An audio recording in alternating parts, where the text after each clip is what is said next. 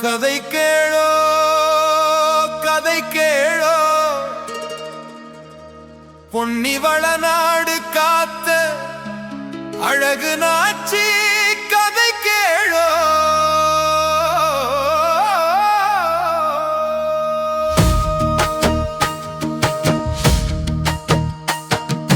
காய்ந்த நிலம் பார்த்து கண்ணீர் விட்டோம் அம்மாவோ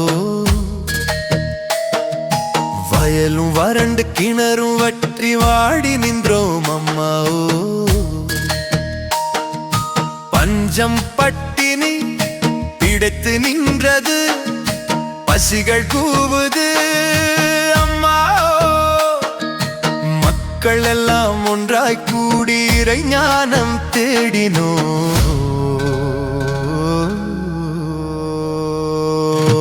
அன்றே இரவில் நல்லவர் கனவில் வந்தாயம்மா பொழுதும் இணைந்தது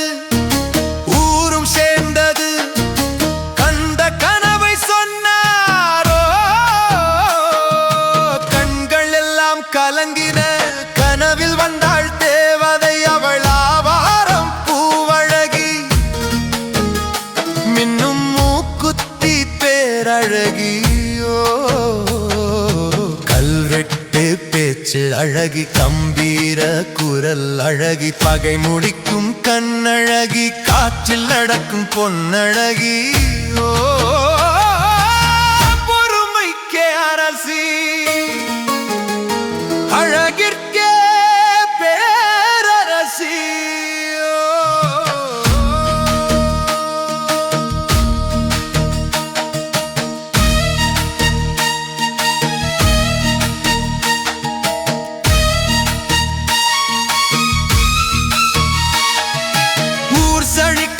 தர்மம் நிலைக்க என் கனவில் அருள் ஒழிந்தார்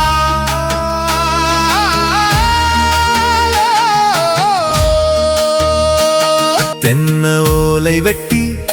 பச்சை குடிசை கட்டி பஞ்சமுக தீபம் ஏற்றி வான்மழைக்கு காத்திருங்க என்றாரோ அம்மாவின் சொல்படி குடிசை கட்டினோம் அழகு நாச்சி அம்மனுக்கு பச்சை குடிசை கட்டினோம் மாலை மயங்கும் பொழுது விளக்கேற்றும் நேரம் வருது சொட்டு சொட்டாய் மாறி அம்மா ஊரை நனைத்தாள் அழகி அம்மா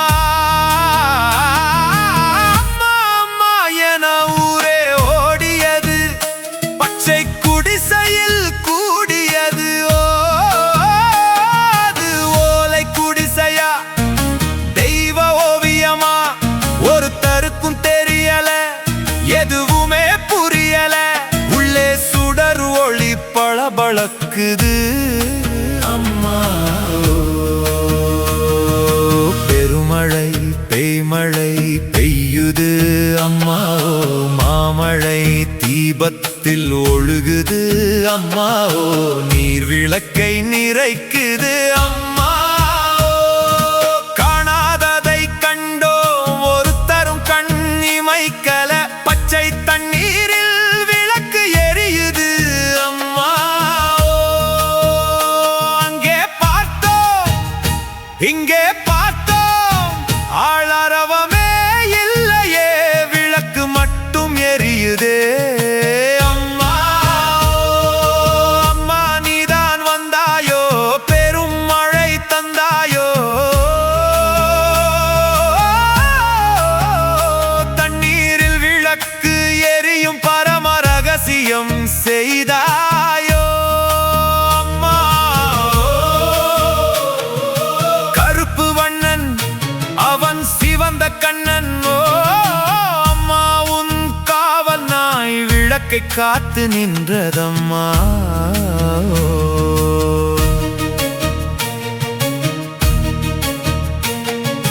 பொன்னழகி வந்த வழியும் தெரியல அழகு நாச்சி போன வழியும் தெரியல விளக்கு மட்டும் எரியுதே அம்மா. பச்சை தண்ணீரில் விளக்கை ஏற்றினாயே, எங்கள் பாவம் நீக்கினாயே அம்மா. ஊர் கூடி உன்னை கூப்பிட்டால் எக்காலமும் முக்காலமும் உடனே வந்து காப்பாயம்மா.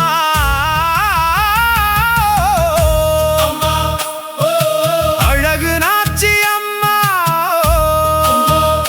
பொன்னி வளநாடு காத்த கதை சொன்னேனோ.